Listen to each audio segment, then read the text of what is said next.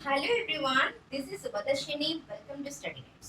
सो बच्चों, आज इस क्लास में हम डिस्कस करेंगे class 7 science chapter number 3। Chapter 1 2 सब डिस्कस कर चुके हैं, इसका एक्सरसाइज भी हो चुका है।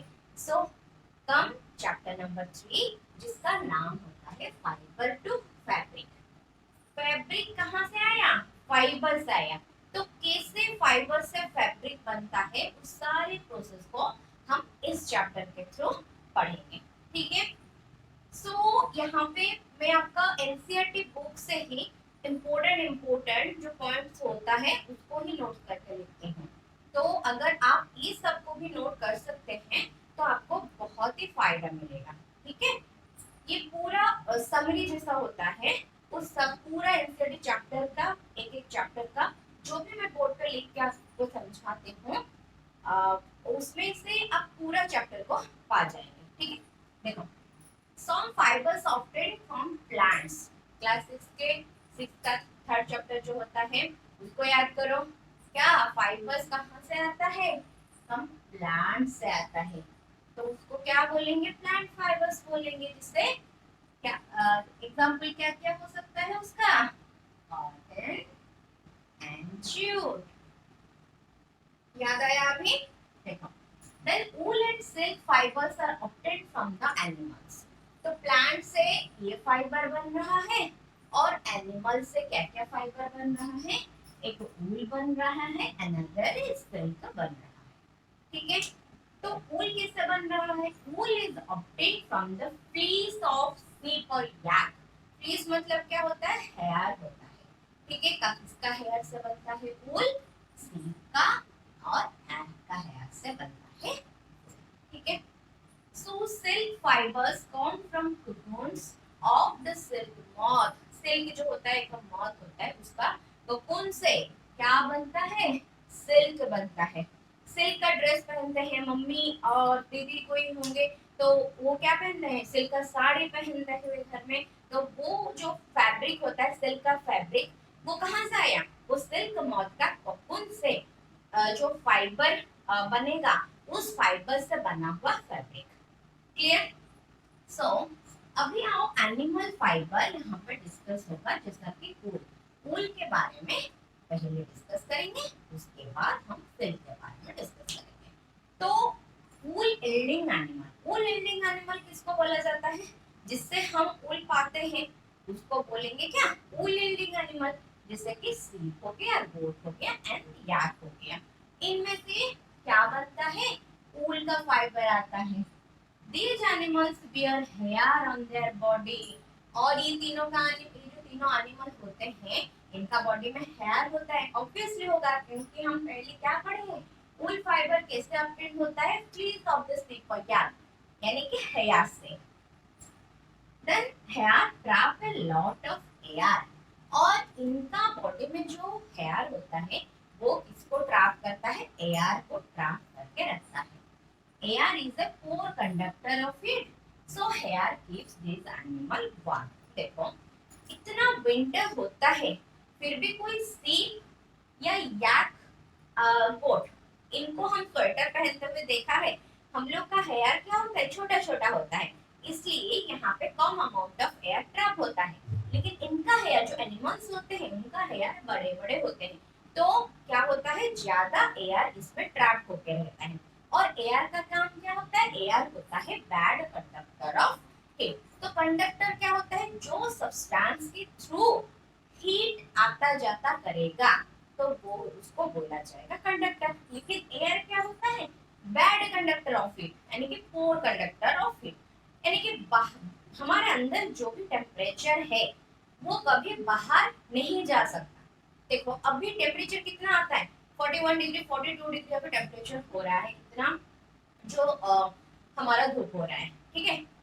लेकिन ये टेम्परेचर, बाहर का टेम्परेचर, अगर हम थर्मोमीटर में हमारा टेम्परेचर मेजर करेंगे, क्या हमारा टेम्परेचर 41 42 डिग्री आएगा? नो। हमारा टेम्परेचर जो 37 डिग्री सेल्सियस होता है वही आएगा। क्यों?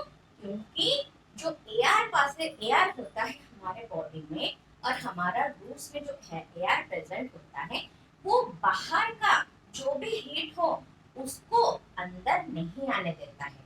या फिर हमारे अंदर जितना हीट होता है उसको भी बाहर को जाने नहीं देता है, इसलिए हमारे बॉडी का टेम्परेचर हमेशा कांस्टेंट ही रहता है। ठीक है, कभी कभी हमें बुखार वगैरह आ गया वो अलग बात है, तो इसलिए वो उसका मतलब बुखार होगा तो टेम्परेचर बढ़ेगा, लेकिन हमारा जो हमेशा का कंडीशन होता है उसमें ऐसा नहीं होता है। तो समझ में आया क्या air poor conductor of heat क्यों है?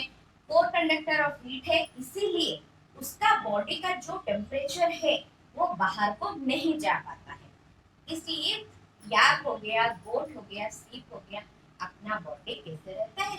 वार्म रहता है। क्लियर? तो कंडक्टर क्या होता है? वहां पे मैंने लिखा है substance which allow heat to flow through them, जिसके थ्रू हीट अलाउ हो सकता है, लेकिन एयर के थ्रू याद रखो कभी हीट पासेस नहीं हो सकता, क्योंकि air is a bad conductor of heat. Then wool is derived from these hairy fibers, तो इसका जो hairy fibers होता है उसमें से क्या मिलता है? हमें ऊल मिलता है। फिर ऊल मिल गया, ऊल मिलने के बाद क्या होता है? हम विंटर में जो पहनते हैं, स्वेटर पहनते हैं, ब्लैंकेट को यूज करते हैं, ये सारा चीज बनाया जाता है।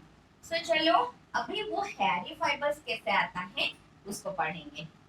Next, the hairy skin of the sheep has two types of fibers that form its fleece.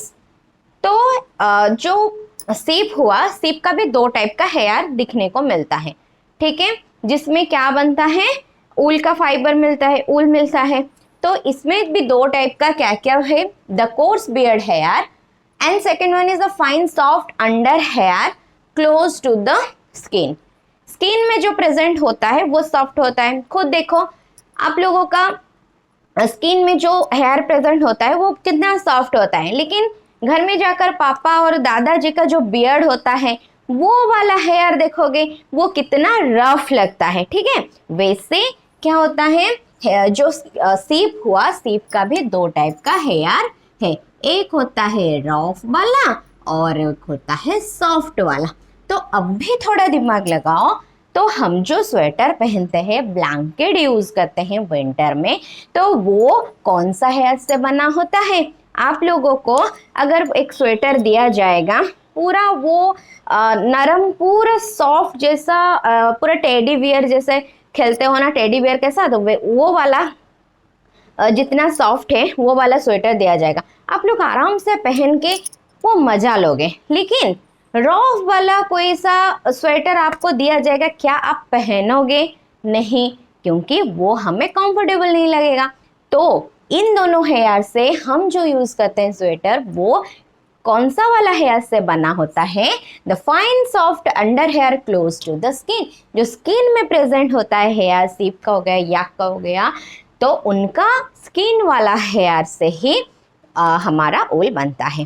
Clear? अभी देखो, the fine hair provide the fibres for making wool. तो कौन सा जो हेयर होता है ऊल मेक करने के लिए यूज होता है? फाइन हेयर, यानी कि soft hair. Clear? Now animals that yield wool, ऐसा नहीं है कि सिर्फ सीप ही हमें क्या देता है? वूल देता है। सिर्फ नहीं, बहुत सारा एनिमल्स होते हैं जिससे क्या होता है, हमने क्या पाते हैं? ऊल पाते हैं। तो अभी वो एनिमल को डिस्कस करेंगे। ठीक है, तो ये आपका बुक में भी बहुत सारा एनिमल ऐसे दिए हैं, तो इनमें से डिटेल्स यहाँ पढ़ेंगे।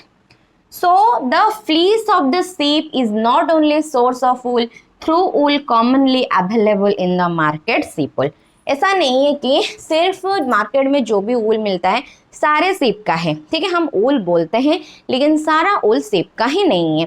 तो डिफरेंट एनिमल हमें ऊल प्रोवाइड करते हैं, जैसे कि yak wool is common in Tibet and Ladakh. Tibet and Ladakh में जो ऊल पाया जाता है वो किसका है? वो याक का है। Second one, mohair is obtained from angora goats. Angora goats एक होता है found in hilly region such as Jammu and Kashmir. ये एरिया में पाया जाता है एंगोरा गोट्स, उससे भी क्या बनता है? ऊल मिलता है। Wool is also obtained from goat hair. Goat hair से भी ऊल पाया जाता है। The under fur Kashmiri goat is soft. और किस टाइप गोट का? जो फ्लीस होता है वो सॉफ्ट होता है कश्मीरी गोट का। Clear? It is woven into fine shawls called pashmina shawl. वो जो गोट होता है उसका ऊल से क्या बना जाता है? पश्मीना शाल, जो कि बहुत ही सॉफ्ट होता है एंड बहुत ही फेमस शाल होता है। Then the fur on the body of camels is also used as wool. Camel का बॉडी से भी क्या होता है? उसका फर लेकर जो हेयर होता है क्या बना जाता है? ऊल बना जाता है। लामा एंड अल्पाका, ये दो एनिमल होते हैं फाउंड इन कहाँ? साउथ अमेरिका में देखा जाता है। ये भी क्या देते हैं? ऑल्सो यील्ड वूल। तो यहाँ पे हमने कंप्लीट किया सारे एनिमल जिसमें से हम ऊल पाए जाते हैं। डिफरेंट डिफरेंट जगह में डिफरेंट डिफरेंट एनिमल से क्या मिलता है? ऊल मिलता है। फिर आओ सिलेक्टिव ब्रीडिंग। वो क्या होता है सिलेक्टिव ब्रीडिंग? देखो, selective breeding is the process of the crossing of two selective varieties having different traits to reproduce a hybrid good traits of both। आपके पास मतलब बहुत सारा सीप होते हैं, उनमें से क्या करोगे? दो सीप लेकर उन दोनों के बीच में क्रशिंग ओवर होगा, ठीक है? फिर क्या होगा? जो नया सीप मतलब मिलेगा वो हमें क्या चाहिए? अच्छा वाला चीज चाहिए, तो उसको क्या बोलते हैं? Selective breeding. एक एग्जांपल में दिखाती हूँ। सपोज आपके पास 5 सीप है, ठीक है? इसके पास क्या है? सॉफ्ट हेयर है। ये वाला क्या होता है? बियर्ड वाला, मतलब रॉफ हेयर है। ये वाला भी रॉफ हेयर है, ये वाला भी रॉफ हेयर है, ये वाला सॉफ्ट हेयर है, ठीक है? तो आप अगर एक सॉफ्ट सीप को लेंगे, लिए है सॉफ्ट सिप को, तो उसके साथ ये चारों में से आप किसको लेकर इनके साथ ब्रीडिंग करवाएंगे? तो ऑब्वियसली आपको अच्छा सा सिप लेना है, क्योंकि ये सॉफ्ट है। अगर वो आप इसी सिप को चुनेंगे तो ये दोनों के बीच में क्रसिंग ओवर करके जो नया सिप मिलेगा उसका क्या होगा? वो भी सॉफ्ट सिप वाला होगा, और सॉफ्ट सिप मतलब सॉफ्ट हेयर वाला सिप होगा। सॉफ्ट सिप हेयर वाला लेंगे तो क्या होगा? उसमें से जो ऊल मिलेगा वहां से क्या होता है? स्वेटर बनता है, ऊल बनता है, ठीक है? तो example, some breeds of sheep possess only soft under hair. ऐसे भी बहुत सारे सिप होते हैं जिसमें सिर्फ देखा जाता है कि सॉफ्ट हेयर वाला सिप प्रेजेंट है। अगर हम बियर्ड वाला लेंगे, मतलब रॉफ वाला, रॉफ को रॉफ के साथ क्रशिंग ओवर करवाएंगे, क्या वो सिलेक्टिव ब्रीडिंग होगा? नहीं। हम गुड ट्रेड्स लेंगे जो हमारे लिए फायदेमंद होगा, उसको क्या बोलते हैं? सिलेक्टिव ब्रीडिंग बोला जाता है। क्लियर? तो स्टार्ट करेंगे रियरिंग ऑफ सीप। सीप को कैसे पालन करेंगे, रियरिंग कैसे करेंगे, उसका देखभाल कैसे करेंगे? सीप पालन करेंगे तब भी तो हमें ऊल मिलेगा ना उसका फ्लीस से। सो फॉर ऑब्टेनिंग ऊल सीप आर रियर्ड। ऊल के लिए ही सीप को रियर किया जाता है। Their hair is cut and processed into wool. उनका जो सीप का हेयर होता है, उनका हेयर से ही क्या मिलता है? ऊल मिलता है। Sheep rearing occurs in Jammu and Kashmir. कौन सा एरिया में शीप रियर किया जाता है? जम्मू एंड कश्मीर में, हिमाचल प्रदेश, उत्तरांचल, अरुणाचल प्रदेश एंड सिक्किम, और the plains of Haryana, Punjab, Rajasthan and Gujarat. ये जो प्लेस दिया है इंडिया का, इन सारे प्लेसेस में ऊल के लिए शीप रियर किया जाता है। फिर sheeps are herbivorous and prefer grass and leaves. Sheep क्या होता है? हर्बीवोरस। हर्बीवोरस क्या है? जो सिर्फ प्लांट प्रोडक्ट खाते हैं, प्लांट को खाते हैं, उनको बोला जाता है हर्बीवोरस। देन वो क्या प्रेफर करते हैं? ग्रास एंड लीव्स, पत्ता खाते हैं, ग्रासेस खाते हैं। Rearers also feed them on a mixture of pulses, corn, jowar, oil cakes. Oil cakes क्या होता है? Material left after taking out oil from seeds. जो भी सीड्स से ऑयल मतलब जैसे कि हो गया मस्टर्ड सीड्स, हो गया सनफ्लावर का सीड्स, हो गया, तो उनमें से क्या मिलता है? सनफ्लावर ऑयल मिलता है। एंड क्या मिलता है? सरसों का तेल मिलता है। वो तेल के बाद जो वेस्ट प्रोडक्ट रह जाता है, ठीक है, उसको ऑयल केक से बोला जाता है। ये ग्रास एंड लीव्स तो खाते हैं, इसको छोड़ के और भी क्या खाते हैं? ऑयल केक्स खाते हैं, पल्सेस खाते हैं, कर्ण, ज्वार, ये सारे चीज खाते हैं। In winter, sheep are kept indoors and fed on leaves, grain and dry fodder। तो विंटर में क्या किया जाता है, इनको इंडोर, ये अंदर में रहते हैं, ठीक है। तो और क्या खाते हैं, लीव्स खाते हैं, ग्रेन खाते हैं, एज यूजल जो उनका खाना होता है कार्निवोरस का, उनका खाते हैं। तो ये सारा हो गया रियरिंग। शीप को रियर किया जाता है, क्या खाने के लिए देंगे, कहाँ रियर किया जाता है। अभी हम देखेंगे कैसे डिफरेंट डिफरेंट टाइप का ब्रीड का सीप होता है, ठीक है। जैसे कि कौन सा वाला सीप कौन सा टाइप का ऊल प्रोवाइड हमें करेगा, वो कौन सा प्लेस में मिलेगा, ये सारा चीज़ देखेंगे, ठीक। Now some Indian breeds of sheep, जो डिफरेंट डिफरेंट ब्रीड का सीप्स इंडिया में देखने को मिलते हैं, उसका चार्ट ये है।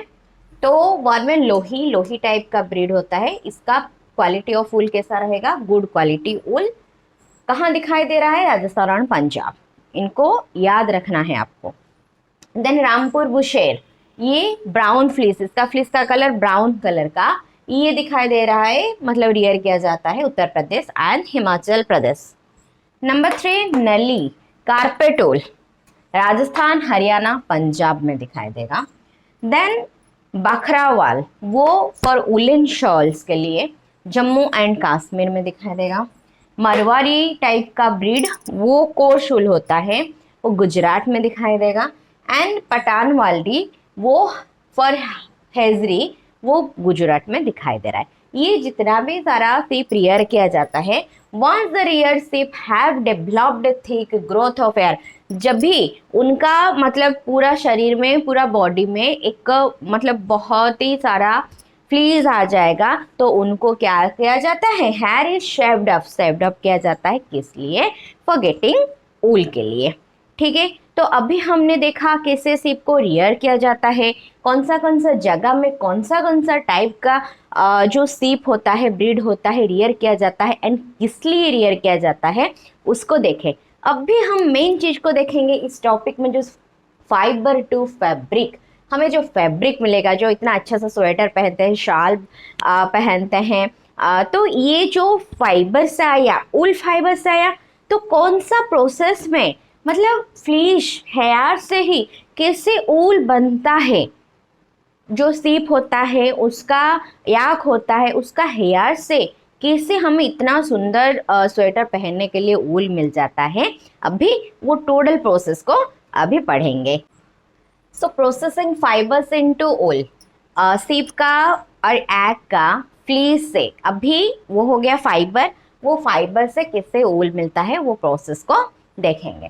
Processing of fibres into wool involves the following steps, ये कितने सारा स्टेप्स में फॉलो होता है। जैसे कि स्टेप 1 में क्या क्या है, the fleece of the ship along with a thin layer of skin is remove from its body, this process is called sharing. तो शेयरिंग एक प्रोसेस है, जो पहला प्रोसेस है, प्रोसेस ऑफ फाइबर्स इनटू ऊल का, जो सीप होगा उसका हेयर को रिमूव करना, हेयर को कट कर देना, वो होता है क्या, शेयरिंग प्रोसेस। इस प्रोसेस में क्या होता है, usually hairs are remove during the hot weather, और कुछ क्राइटेरिया भी है कैसे हम रिमूव करेंगे, कब रिमूव करेंगे, हॉट वेदर में हम रिमूव करेंगे। कोल्ड वेदर में अगर हम रिमूव कर दिए तो उन लोगों को कोल्ड से कौन बचाएगा, उनका जो फ्लीज होता है, हेयर्स होता है स्किन के ऊपर, वो उनको बचाता है ज़्यादा ठंडा से। हमने देखा ना, कहाँ बहुत ठंडा एरिया में ही जो सीप होता है उनका रियर किया जाता है, तो इसलिए हॉट वेदर में ही क्या करना चाहिए, शेयरिंग प्रोसेस को फॉलो करना चाहिए। फिर the hairs provide woollen fibres then process to obtain wool yarn, then वो फाइबर्स से क्या बनेगा, ऊल का यार्न बनता है। Shearing does not hurt the sheep because the uppermost layer of the skin is dead. जब हम वो जो सीप होता है उसका शेयरिंग करेंगे, उसको शेव कर देंगे, उसका हेयर निकाल देंगे, तो उनको कभी हर्ट नहीं होता है, क्योंकि देखो हमारा ये जो बाल होता है, बाल जब हम इधर से कट करते हैं तो अपर मोस्ट लेयर को कट करते हैं तो क्या हमें दर्द होता है? नहीं, क्योंकि वो डेड सेल्स होता है, डेड होता है ये। स्किन में भी जो हेयर होता है ऊपर ऊपर से हम क्या करेंगे, ऊपर ऊपर से भी कट करेंगे तो हमें दर्द नहीं होगा, लेकिन इसको पूरा इनर साइड से हम खींचेंगे तो हमें दर्द होता है। तो इन लोगों का जो ऊल के लिए हम क्या करते हैं, उसका अपर मोस्ट लेयर को ही कट करते हैं ताकि इनको हट ना हो, ठीक है। आफ्टर शेयरिंग तो स्टेप 2 करेंगे। The sheared skin with hair is thoroughly washed in tanks to remove grease, dust and dirt. तो शेयरिंग करने के बाद वो फ्लीस को क्या करेंगे, वाटर टैंक में डाल के उसको वॉश करेंगे ताकि ग्रीस, डस्ट एंड डार्ट जो है वो निकल जाए।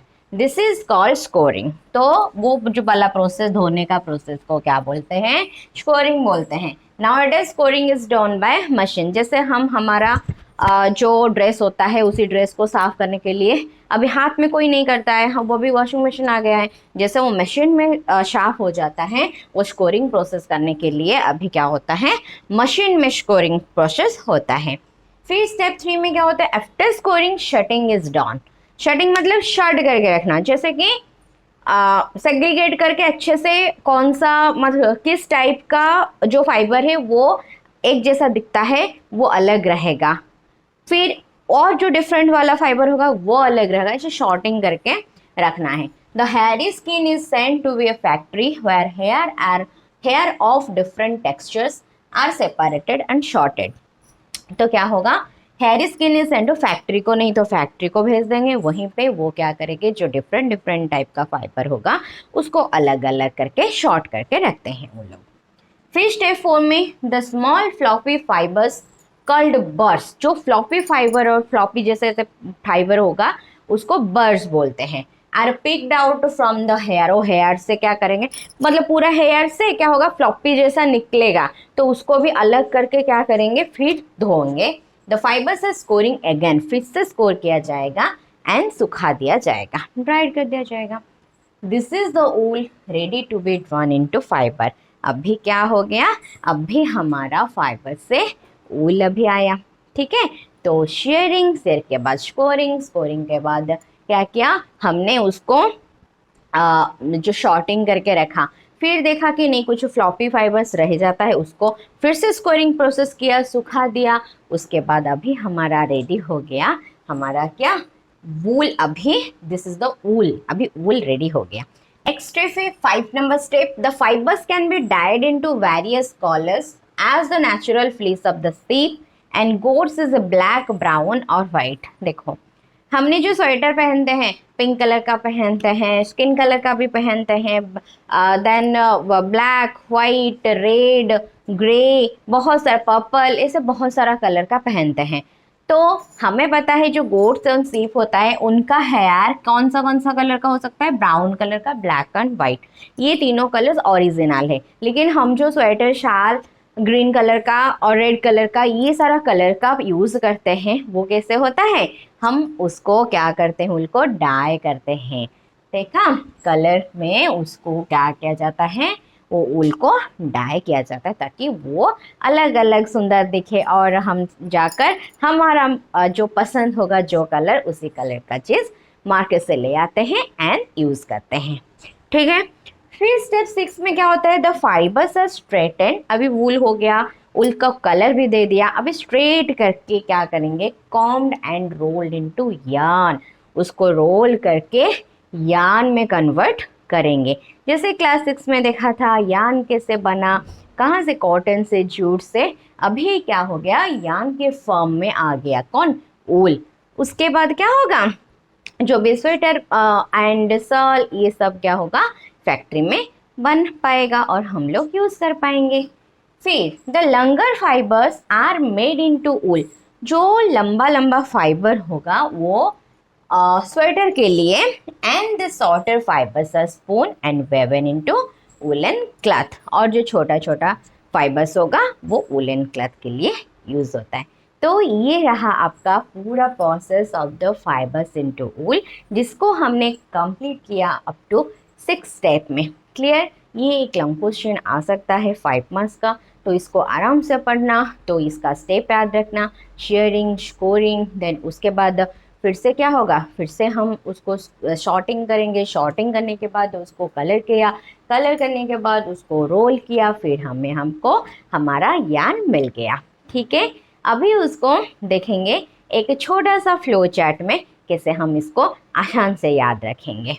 नाउ प्रोसेस फ्लो चार्ट, ये जो पूरा प्रोसेस फाइबर्स इनटू वूल का, फ्लीस से वूल कैसे बन गया, तो उसको एक चार्ट के थ्रू हम याद करेंगे। तो ये प्रोसेस का नाम याद रह गया तो आराम से हम उसको एलाबोरेट करके भी खुद लिख सकते हैं। The process of fibre into wool can be represented as follows. पहला क्या है, शेयरिंग करेंगे, शेव कर देंगे, देन स्कोरिंग करेंगे, धोएंगे, देन उसके बाद शॉर्टिंग किया, शॉर्टिंग करने के बाद क्या हुआ, जो क्लीनिंग ऑफ बॉर्ड्स, जो फ्लॉपी बॉर्ड्स निकलेगा तो उसको भी साफ करेंगे, फिर क्या होगा, डाइंग होगा, कलर दिया जाएगा, देन उसके बाद रोलिंग किया जाएगा एंड कन्वर्टेड इनटू यार्न किया जाएगा। उसके बाद शॉल, देन सुंदर सुंदर सा स्वेटर हम पहनेंगे एंड एंजॉय करेंगे हमारा विंटर को। ठीक है, अब भी हम पढ़ेंगे एक नया, मतलब इस रिलेटेड का एक नया टॉपिक जो होता है हज़ार्ड्स, ऑक्यूपेशनल हज़ार्ड्स क्या है। मतलब ये सारा चीज़ जहाँ होता है, कहाँ होता है, फैक्ट्रीज वगैरह में होता है, जो भी जगह में जहाँ जो भी फैक्ट्रीज है सभी में जो भी लोग काम करते हैं ना, इतना आसान नहीं होता है, उन लोगों को बहुत तकलीफ भी सहन करना पड़ता है, ताकि ये जो फैक्ट्रीज में ऊल बनाने में शॉल, सुंदर सुंदर शॉल, देन हमारे लिए स्वेटर जो देते हैं, देन उन लोगों भी इतना आसान से उनका ज़िंदगी नहीं जीता है। वो वहाँ पर क्या करते हैं, उनको हज़ार्ड्स कुछ फील होता है, जैसे कि कुछ डिजीज़ होता है, अभी उसको थोड़ा डिस्कस करेंगे। ऑक्यूपेशनल हज़ार्ड्स वो क्या है। Wool industry is an important means of livelihood for many people in our country. हमारा कंट्री में बहुत सारा लोगों का घर चलता है वूल इंडस्ट्री के वजह से, तो वहाँ पर बहुत ही सारा लोग काम करते हैं। But shortest job is a risk as sometimes they get infected by bacterium anthrax। तो उन लोगों ने जहाँ पर काम कर रहे हैं वो इंडस्ट्री में, वहीं पर एंथ्रैक्स नाम का एक बैक्टीरिया क्या करता है, इन्फेक्ट कर देता है उन लोगों को, वर्कर्स को, विच कजे से फाटल ब्लड डिजीज, एक ब्लड डिजीज होता है due to the this bacteria anthrax called sorter's disease. उसका नाम क्या बोलेंगे हम, शॉर्टेस्ट डिजीज। ठीक है, such risk faced by workers, worker लोगों को ही ये फेस करना पड़ता है, क्योंकि वो लोग तो पूरा ही काम करेंगे ना, हमें अच्छा अच्छा प्रोडक्ट पहना है, हमारे लिए वो लोग काम करते हैं, तो उन लोगों को ही क्या होता है, यही डिजीज़ हो जाता है वो इंडस्ट्री में। तो ये सारा जो डिजीज़ अगर कोई वर्कर्स को होता है इन एनी इंडस्ट्री, ऐसा नहीं कि सिर्फ वूल इंडस्ट्री और बाकी सब इंडस्ट्री में, कुछ कुछ मेरिट्स तो होता है, उन लोग को पैसा मिलता है, लेकिन बहुत ज़्यादा काम करने के वजह से, उन सारा केमिकल्स के वजह से और फिर कुछ बैक्टीरिया, फंगल एंड वायरस का अटैक के वजह से बहुत सारा जो भी डिजीज़ होता है वर्कर्स को एक जगह पे काम करते हैं, इसलिए वो पेशा, मतलब जो ऑक्यूपेशन उनके लिए क्या जिम्मेदार होता है, तो उसको क्या बोलते हैं, ऑक्यूपेशनल हज़ार्ड्स। अगर वो ऑक्यूपेशन के लिए वहाँ काम नहीं करेंगे तो उन लोगों को वो वाला डिजीज़ नहीं होगा। ऑक्यूपेशन चाहिए, उनका घर चलाना चाहिए, इसलिए वो काम करने जाते हैं और इन लोगों का शिकार भी होते हैं। ठीक है, सो कितना अच्छा से हमने इस चैप्टर को समझा, जो प्रोसेस होता है, कैसे अच्छा सा शॉल, स्वेटर हम पहन के विंटर में पूरा घूमने के लिए जाते हैं, तो ये ऊल आता कहाँ से है, हमें सीप से सीप देता है, लेकिन सीप से पूरा ऊल बनने का प्रोसीजर को हमने देखा, बहुत इंटरेस्टिंग था। तो आपने ये जो भी मैंने पढ़ाया है उसको आराम से प्रोसेस को याद करोगे तो बाकी समझ जाओगे, तो आराम से खुद लिख भी पाओगे। ठीक है, इस क्लास में हम डिस्कस करेंगे about silk which is another animal fibre. पिछले क्लासेस में हम ऊल का जो फाइबर होता है उसका पूरा प्रोसेस कैसे, मतलब स्वेटर, शॉल्स एट्सेट्रा ये बनाया जाता है, ये सारे डिस्कस किए हैं। अभी डिस्कस करेंगे सिल्क। ये जो टॉपिक है आपका, ये है आपका क्लास 7 साइंस का chapter number 3 fibre to fabric. So silk, silk क्या है? Silk fibres are also animal fibres, जो एक नेचुरल फाइबर होता है, ठीक है, वो भी एनिमल से मिलता है सिल्क। मम्मी घर में इतना अच्छे से साड़ी पहनते हैं, देखने में बहुत सुंदर लगता है, वो कहाँ से आया है? वो एनिमल फाइबर से ही आया है, सिल्क टाइप का साड़ी, ठीक है। Then the rearing of the silk worms for obtaining silk is called sericulture. और ये सिल्क के लिए, जैसे ऊल के लिए सीप को रियरिंग करना पड़ा था, वैसे सिल्क के लिए सिल्क वर्म को रियरिंग करना पड़ेगा, ठीक है। तो सिल्क वर्म को रियरिंग करने का प्रोसेस को क्या बोलते हैं? सेरीकल्चर। जो प्रोसेस से हमें सिल्क वर्म को रियरिंग करके उसमें से सिल्क मिलता है, वो सारा प्रोसेस को बोलेंगे हम सेरीकल्चर। क्लियर? सो ये सेरीकल्चर के टोटल प्रोसेस को पढ़ने से पहले हमें जानना है ये जो वर्म है ये क्या है। मतलब बहुत ही इंटरेस्टिंग बात होगा कैसे वो वर्म से एक वर्म ही हमें क्या देता है? सिल्क का थ्रेड देता है, फिर उनमें से ही पहनने का जो साड़ी हो गया, ड्रेस हो गया, वो बनता है, फैब्रिक बन जाता है, ठीक है। तो पहले सिल्क वर्म का लाइफ हिस्ट्री पढ़ेंगे, वो क्या करता है। जैसे सीप का देखे थे कि रियरिंग किया जाता है, कौन सा एरिया में दिखाई दे रहा था, देन क्या खाते थे वो लोग, वैसे इसका लाइफ हिस्ट्री क्या करते हैं उनका पूरा जीवन भर सिल्क वर्म, वो वाला देखो। फर्स्ट होता है the female silk moth Lay's eggs from which hatch larvae which are called caterpillars और silkworms। तो पहला क्या होता है? अंडे देगा। कौन? सिल्कवर्म। सिल्कवर्म पहले फीमेल वाला सिल्कवर्म क्या करेगा? अंडे देगा। वो अंडे हैच होगा, हैच होकर लार्वा में कन्वर्ट होगा, और जिसको हम क्या बोलते हैं?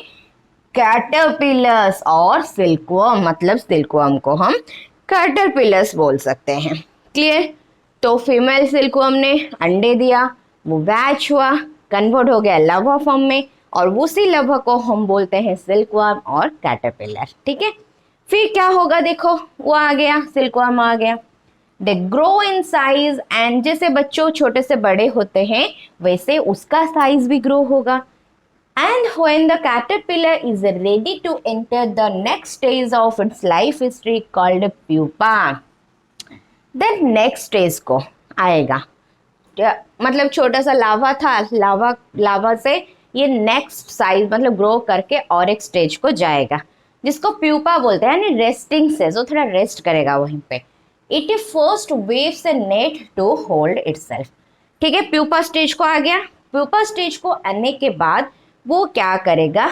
एक नेट वेव करेगा, अपना बॉडी के ऊपर खुद को सेव रखने के लिए रेस्टिंग पोजीशन में ऐसे रहेगा, और क्या करेगा? वो एक, ये सपोज एक वर्म है, वो उसका ऊपर क्या करेगा? एक नेट को वेव करेगा। फिर then it is swings its head from side to side in the form of the figure of 8. During these movements of the head, the caterpillar secretes fiber made up of a protein which hardens of exposure to air and becomes silk fiber। अच्छा, वो एक क्या किया? Wave किया, एक net wave करके अपना body को होल्ड करके रखेगा एक जगह में। फिर क्या करेगा? अपना हेड को 8 जैसा है, मतलब ये साइड से ऐसे करके ऐसे 8 जैसा शेप करके उसको क्या करेगा? हेड को घुमाएगा, और इसी मूवमेंट करने से क्या होगा? एक फाइबर सिक्रेशन होगा जो प्रोटीन में बना होता है, ठीक है, और वो एक्सपोजर टू एयर होता है, एंड क्या होगा? वो कन्वर्ट हो जाएगा किसमें? सिल्क फाइबर से। तो ये क्या हुआ? पहले इसका बॉडी को ये ऐसे होल्ड करके एक जगह में रखा, बॉडी नहीं हिलेगा। सपोज ये एक वर्म है, तो वो क्या करेगा? अपना सर को ऐसे घुमाकर 8 जैसा स्ट्रक्चर घुमाकर क्या करेगा?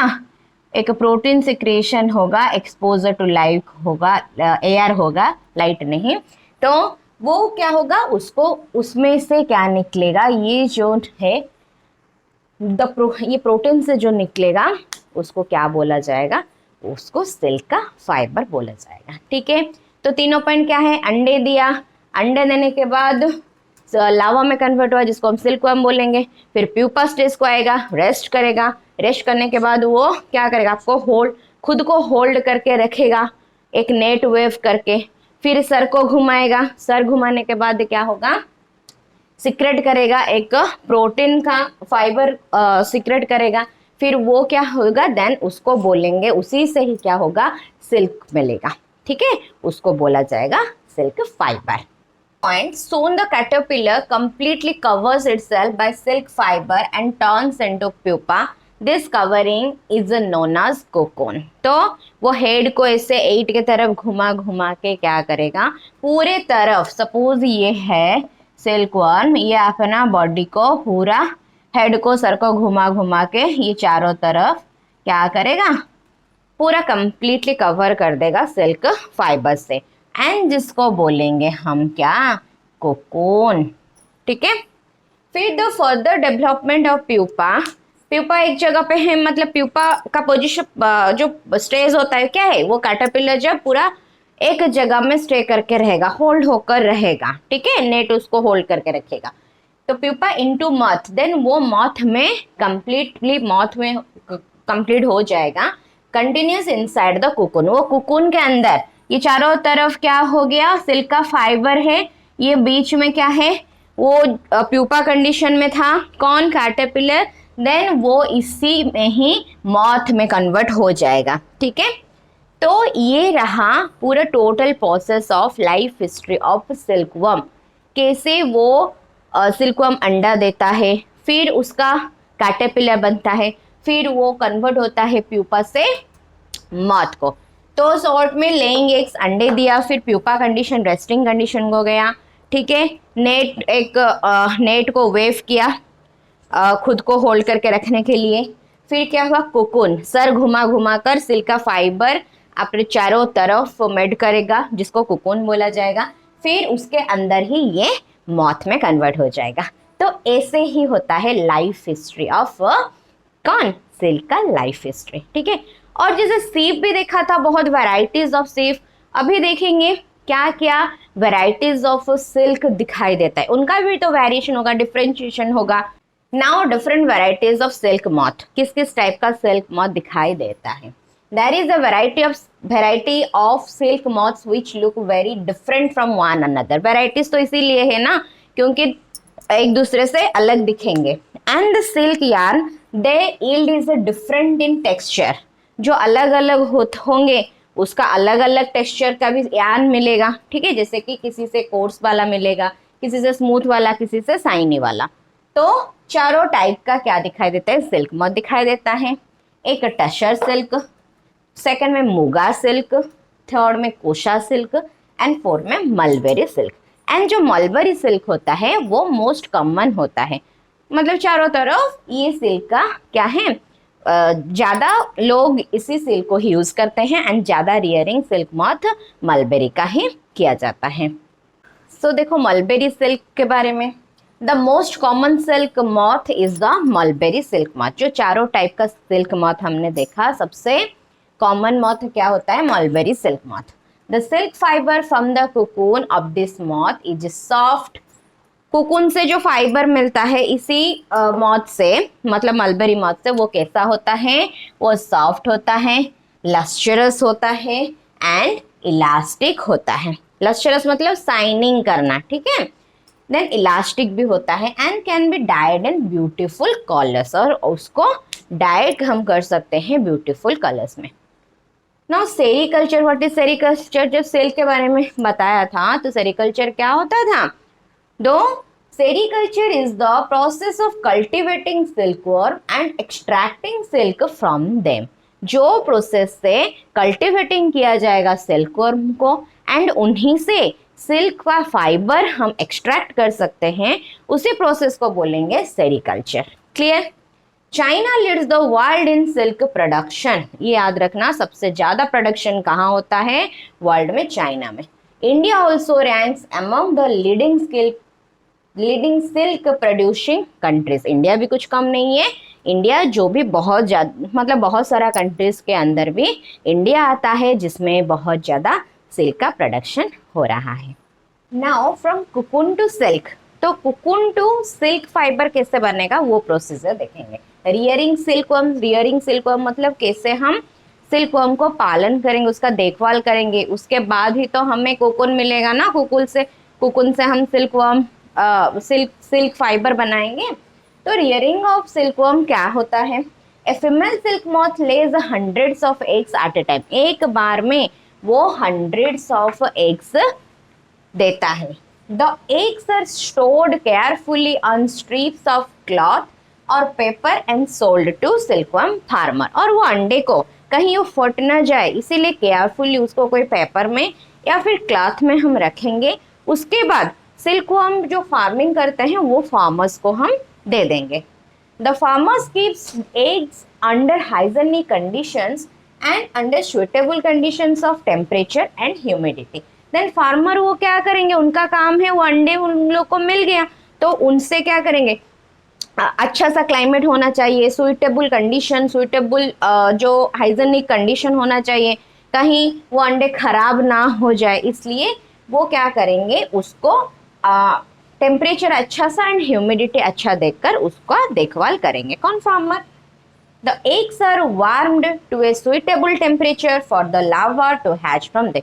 एक फिनाइट मतलब एक पर्टिकुलर टेम्परेचर में वो अंडे क्या होगा, जैसे हेन का अंडे क्या होता है, हैच होता है पर्टिकुलर टेम्परेचर में, वैसे उसका भी कुछ सुइटेबल टेम्परेचर रहता है। उसी टेम्परेचर से ही क्या होगा, उसका जो सिल्कवर्म अंडे देगा वो हैच होगा और वो हैच होने के बाद लार्वा में कन्वर्ट हो जाएगा, जिसको हम क्या बोलते हैं, सिल्कवर्म बोलते हैं और कैटरपिलर बोलते हैं। फिर this is done when mulberry trees bear a fresh crop of leaves. अभी आओ देखो ये क्या हमने सिल्कवर्म के बाद में पढ़ा, फिर ट्रीज के बारे में क्या पढ़े हैं। हाँ, जब मलबेरी एक ट्री होता है, जब वो वाला ट्री फ्रेश लीव्स देगा, हमेशा हमने चारों तरफ देख रहे हैं ना, जो पेड़ होता है वो क्या करता है, फॉल कर देता है सारा leaf.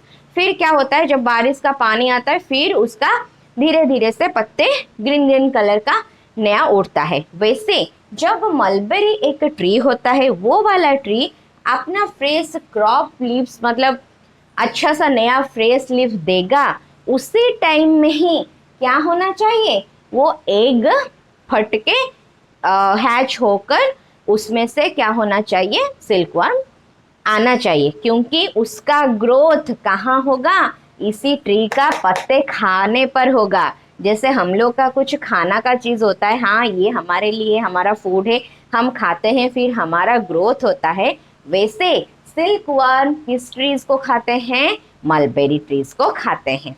Okay, next the larva called caterpillars और silkworms eat day and night and increase enormously in size. वो क्या खाता है, वो जो मलबेरी लीव्स होता है उसको रात दिन बैठ के खाते हैं और अपना साइज इंक्रीज करते हैं।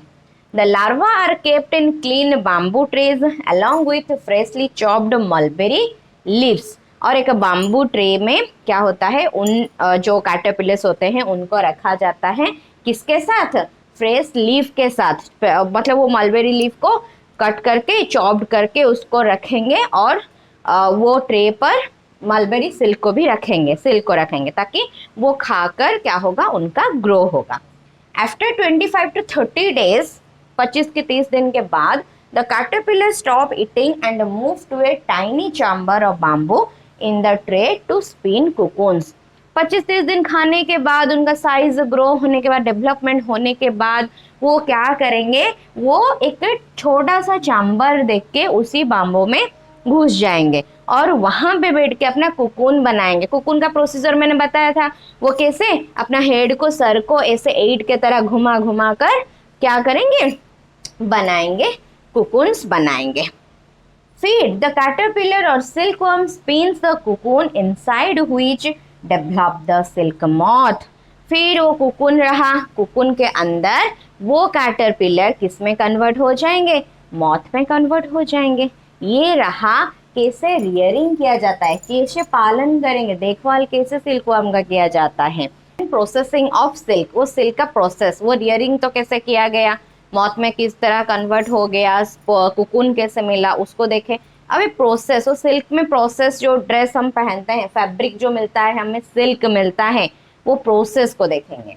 Cocoon is the main source of silk fibre, जो सिल्क फाइबर होता है उसका मेन सोर्स को क्या कहा जाता है, कोकून, जो होता है silk fibre. A pile of cocoon is used for obtaining silk fibre, silk fibre cocoon से मिलता है। The cocoons are kept under the sun और बॉइल्ड और exposed to steam, the silk fibre separate out. वो ऐसे मतलब सारा cocoon इकट्ठा होकर रहा होगा, उसको सेपरेट करना चाहिए। सेपरेट करने में हम क्या क्या प्रोसीजर कर पाएंगे, सन के अंडर रखेंगे, नहीं तो बॉईल करेंगे, और एक्सपोज टू स्टीम, जितना हम स्टीम करेंगे वो क्या हो जाएगा, अलग अलग अलग हो जाएगा। The process of taking out threads from the cocoon for use as silk is called rilling the silk। मतलब वो सारा कुकुन को सेपरेट करने का प्रोसीजर को क्या बोला जाता है, रिलिंग बोला जाता है। Railing is done in special machines, वो एक मशीन से होता है, विच अनवाइंड द थ्रेड्स और fibres of silk from the cocoon. वो क्या करता है, कोकून से सिल्क फाइबर को सेपरेट करता है, अनवाइंड करता है वो। Silk fibres are then spun into silk thread, then क्या होता है, वो सिल्क थ्रेड में कन्वर्ट होता है, which are woven into silk cloth. Then main चीज तो थ्रेड है ना, यान है, जैसे ऊल का फाइबर्स से हमें ऊल का यान मिल गया, फिर उसके बाद क्या देखा हमने, कैसे स्वेटर शाल ये सब बन गया, वो तो सिल्क थ्रेड बन गया। थ्रेड बनने के बाद उसको ववन करके क्या होगा, सिल्क का क्लॉथ बन पाएगा बाय वेवर्स। वेवर्स क्या करेंगे, वो सिल्क का थ्रेड उनको मिल गया, सिल्क का थ्रेड मिलने से वो सिल्क का क्लॉथ, सिल्क का जो भी चीज होगा वो बना पाएंगे। तो प्रोसीजर क्या हुआ, कुकुन बन गया बाद उसको बॉयल किया जाता है ताकि वो सेपरेट करेंगे। सेपरेट करने के बाद वो एक मशीन से रिलिंग्स होता है, ठीक है, जो क्या होगा, रिलिंग्स क्या होता है, done special machine unwind, thread को अनविंड करेगा, अलग अलग करके रखेगा। फिर जब थ्रेड मिल जाता है देन सिल्क का क्लॉथ वेवर्स ने बनाते हैं वेविंग मशीन से, ठीक है। Fibre to fabric, this chapter now completed. अगर इस रिलेटेड कुछ भी डाउट होगा तो you can ask me through the message, and next class को इसका एक्सरसाइज डिस्कस करेंगे। For now thank you, bye bye.